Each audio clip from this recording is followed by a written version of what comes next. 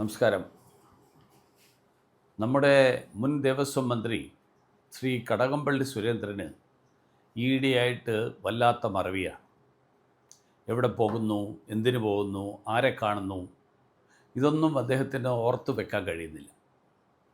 അപ്പൂപ്പൻ്റെ സപ്തതിക്കാണോ കൊച്ചുമകൻ്റെ പിറന്നാളിനാണോ പോകുന്നത് എന്നൊന്നും അദ്ദേഹത്തിന് അറിയില്ല.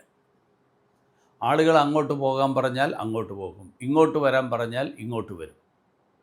ശബരിമല സ്വർണ്ണക്കള്ള കേസിലെ ഒന്നാം പ്രതിയുടെ വീട്ടിൽ പോയത് എന്തിനാണ് എന്ന ചോദ്യത്തിന് അദ്ദേഹം മാറിയും മറിഞ്ഞുമൊക്കെ ഉത്തരം പറയുന്നത് കേട്ട് ചിരിച്ചുപോയി. ശബരിമലയ്ക്ക് പോകുന്ന വഴി പോറ്റിയുടെ വീട്ടിൽ കയറി എന്നാണ് അദ്ദേഹം പറയുന്നത്. ശബരിമല ഇടത്താവളമാണ് പോറ്റിയുടെ വീട് എന്നത് എനിക്കൊരു പുതിയ അറിവാണ്. ശ്രീ കടകംപള്ളി സുരേന്ദ്രൻ അസത്യങ്ങൾ പറയുമ്പോൾ മിനിമം യുക്തി ആളുകൾക്ക് തോന്നുന്ന രീതിയിലെങ്കിലും പറയണ്ടേ? ഒരു മന്ത്രി മുൻകൂട്ടി തീരുമാനിച്ച പരിപാടിയില്ലാതെ പോകുന്ന വഴി പോറ്റിയുടെ അപ്പൂപ്പൻ്റെ പിറന്നാളിന് കയറിപ്പോയി. അതാണ് സത്യമെങ്കിൽ പോറ്റി നിങ്ങൾക്ക് കുടുംബാംഗത്തെപ്പോലെ അടുപ്പമുള്ളയാളാണ്. അതുകൊണ്ടാണ് പോകുമ്പോഴും വരുമ്പോഴും എല്ലാം നിങ്ങളവിടെ കയറുന്നത്. അല്ലാതെ CPMൻ്റെ ഏതെങ്കിലും മന്ത്രി ഒരു സാധാരണക്കാരൻ്റെയും വീട്ടിൽ അങ്ങനെ കയറില്ല. പണ്ട് സോളാർ അഴിമതിക്കാലത്ത് ആ വിവാദത്തിൽപ്പെട്ട ഒരു സ്ത്രീയുടെ വീട്ടിൽ കോൺഗ്രസിൻ്റെ ഒരു മന്ത്രി കരിക്ക് കുടിക്കാൻ കയറിയത് നമ്മൾ മറന്നിട്ടില്ല. അതുപോലെയാണിത്. പോറ്റിയുടെ വീട്ടിൽ മന്ത്രി ചെല്ലുന്ന സമയത്ത് തന്നെ അവിചാരിതമായി CPMൻ്റെ ഒരു MLAയും നിൽക്കുക. പക്ഷേ പോറ്റിയുമായിട്ട് ഇവർക്ക് ആർക്കും ബന്ധമില്ല. വേറൊരു ചിത്രത്തിൽ പോറ്റിയും കടകംപള്ളിയും എന്തോ ചർച്ച ചെയ്യുന്നു. അതേപ്പറ്റിയുള്ള ചോദ്യത്തിന് ഉത്തരമില്ല.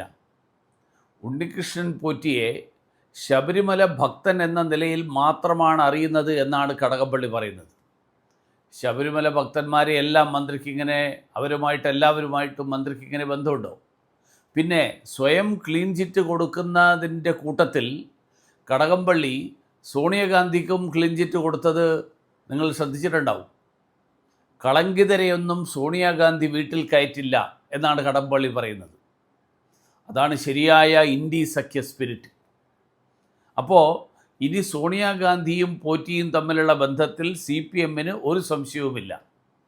എന്തായാലും രണ്ടു കൂട്ടരും ചേർന്ന് ശബരിമല ശ്രീകോവിലിലെ സ്വർണം മോഷ്ടിച്ചു. അന്വേഷണം തുടങ്ങി 4 മാസമായിട്ടും തൊണ്ടി മുതൽ കണ്ടെടുക്കാൻ സാധിച്ചിട്ടില്ല.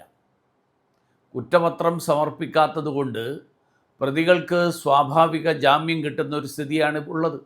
ഈയിടെയാണ് കടകംപള്ളി സുരേന്ദ്രനോടുള്ള അന്വേഷണ സംഘത്തിൻ്റെ സമീപനത്തിലും നമുക്ക് സംശയം തോന്നുന്നത്. ഒന്നാം പ്രതിയുമായിട്ട് ഇത്രയും അടുത്ത് ബന്ധമുള്ള കടകംപള്ളിയെക്കുറിച്ച് SITക്ക് ഒരു സംശയമില്ല. 2025 വീണ്ടും കൊള്ളയ്ക്ക് ഒത്താശ ചെയ്ത PS പ്രശാന്തിനെ അറസ്റ്റ് ചെയ്യുന്നേയില്ല. ഈ സമയത്തെ ദേവസ്വം മന്ത്രി VN വാസവനെയും ചോദ്യം ചെയ്യുന്നില്ല. ഈ കാര്യം നിയമസഭയിൽ ചർച്ച ചെയ്യാതിരിക്കാനുള്ള സൗകര്യം നമ്മുടെ ബഹുമാന്യനായിട്ടുള്ള VD സതീശനും കൂട്ടുകാരും ചെയ്യുന്നുണ്ട്. സഭയിൽ ചർച്ച ചെയ്യാതിരിക്കാൻ വേണ്ടിയിട്ടാണ് അടിയന്തര പ്രമേയം കൊണ്ടുവരാത്തത്. അപ്പോൾ എന്താ ഇവിടെ നടക്കുന്നത്? ഒരു ഹിന്ദു ക്ഷേത്രം, കോടിക്കണക്കിന് ഭക്തർ വ്രതമെടുത്ത് കല്ലും മുള്ളും ചവിട്ടി തൊഴാനെത്തുന്ന ആരാധനാലയം, അത് കൊള്ളയടിച്ചിട്ട് കേരളത്തിലെ ഭരണ പ്രതിപക്ഷങ്ങൾക്ക് ഒരു പ്രശ്നമില്ല. ഞാൻ വീണ്ടും പറയുന്നു, ഹിന്ദു വിശ്വാസികൾ, സനാതനധർമ്മികൾ സാധുക്കളായിട്ടുള്ള മനുഷ്യരാണ്. അതുകൊണ്ടാണ് ഇതിങ്ങനെ സംഭവിക്കുന്നത്. നമ്മുടെ വഴി സഹനത്തിൻ്റെയും സഹിഷ്ണുതയുടെയും വഴിയാണ് എന്നതുകൊണ്ടാണ് ഈ പരീക്ഷണം. വേറെ ഏതെങ്കിലും മതത്തിൻ്റെ ആരാധനാലയത്തിലാണ് ഇത് സംഭവിച്ചതെങ്കിൽ മന്ത്രി പോയിട്ട് മുഖ്യമന്ത്രി പോലും ആ കസേരയിൽ ഉണ്ടാകുമായിരുന്നില്ല. നിങ്ങളുടെ അഭിപ്രായങ്ങൾ ചാറ്റ് ബോക്സിൽ മെസ്സേജായിട്ടിടണം. ഈ വീഡിയോ ഷെയർ ചെയ്യുക, ലൈക്ക് ചെയ്യുക, ചാനൽ സബ്സ്ക്രൈബ് ചെയ്യാനും മറക്കാതിരിക്കുക എന്നുകൂടി ഞാൻ ഓർമ്മിപ്പിക്കുന്നു.